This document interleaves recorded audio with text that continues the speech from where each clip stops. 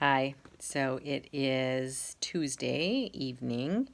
Have not been on video for a few days. Have had the opportunity over the long weekend to go out to um, the lake with a different lake than I was at the other day with a friend, and had the chance to be able to really immerse myself in friendship, in deep contemplation, in conversation, in rest, in regeneration.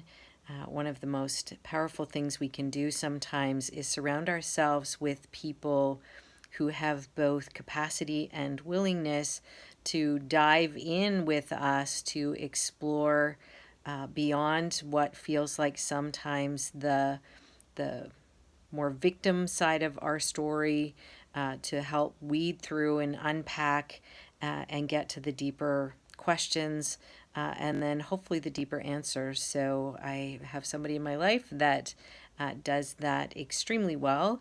And so we had just the two of us the opportunity to be able to really lean in, and for both of us be able to ask some really big questions on a very large scale in terms of why things are the way they are sometimes. We jokingly said that we were spending most of the weekend figuring out how it is to heal the world.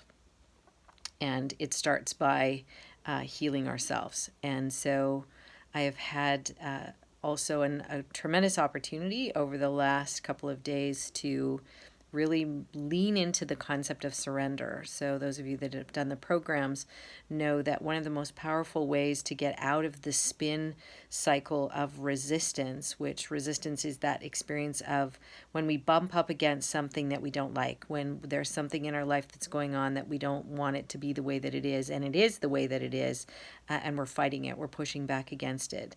That fight can sometimes be external, the fight can sometimes be internal, it can sometimes be a blend of both.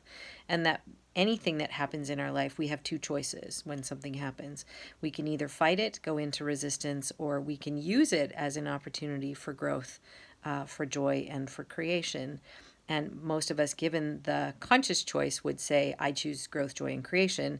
And many times find ourselves having less than consciously, sometimes consciously, chosen to go into resistance and then spinning in that cycle. And when we're in resistance, it's usually because something in our belief system has been triggered or poked, something that we believe has shouldn't be or has happened. Or, I've talked a lot about some of my core negative beliefs that I've spent a lifetime working with to overcome, is that when we feel like our belief system has been activated and triggered, which was created a long time ago, it causes us to react in a variety of different ways, and we react without even thinking.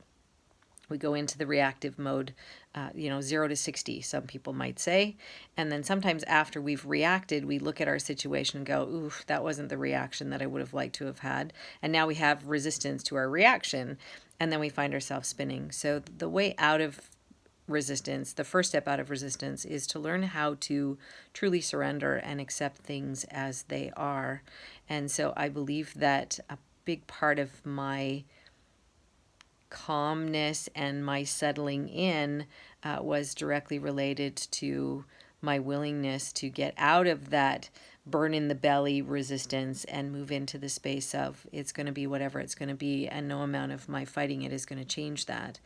And so making then the decision to really look at accountably what has been my part in how I got here, and what am I creating both at a very practical level, for what are the gifts, what are the lessons for my own growth and evolution, but also at a spirit-based level. So why has this been called in? And certainly my spiritual release therapy session shed huge awareness and light on that. And when we can get to what the lessons are and own our part, get out of victim and own our part, then we get to move to the next level, which is source and cause, which is I am the creator of my life experience. My life is not happening to me, it's happening through me and for me. And so if that's true, that I'm the source of all that is in my life, then what is it that I would like to create in this moment? And from the space of creation, then make my decisions and my choices consciously versus from automatic, which happens when we're in resistance. So part of that for me was to get out of the state of of hanging out in the energy of limbo I haven't seen my dog since July 10th. She's a big part and a big source of love and connection and support for me. So made the decision to clear some things in my schedule so that I could go spend some time with her, and also to humbly and gracefully reach out in an effort to enroll Chris in a conversation that was intended to be accountable, not intended to be inflammatory, but really hopefully a healing conversation that would support both of us in, I said in one of my earlier videos, lots of us know how to end a relationship, but most of us don't know how to complete one. And just lean in and from a very calm space, ask him if that was really genuinely what he wanted, and invite him to sort of check into what level of resistance is causing him, or what belief systems in him might have been being activated through this process, and was there any chance for us to be able to work through some of those, and move to a place of, in the ideal for me would be that we put things back together, and we heal both in this lifetime, and we heal the karmic pieces that came up, so that we can be really good examples of when two people are committed to moving out of the stories and the cycles of blame, is that then there's a new possibility. So he has been open and willing for the most part. We've hit some bumps along the way, and I just want to say that I am standing in the space of possibility, grounded in the space of surrender. So have shifted a number of really significant things for me on the inside, which has also created some shifts in a variety of other ways, which I'll tell you about another time.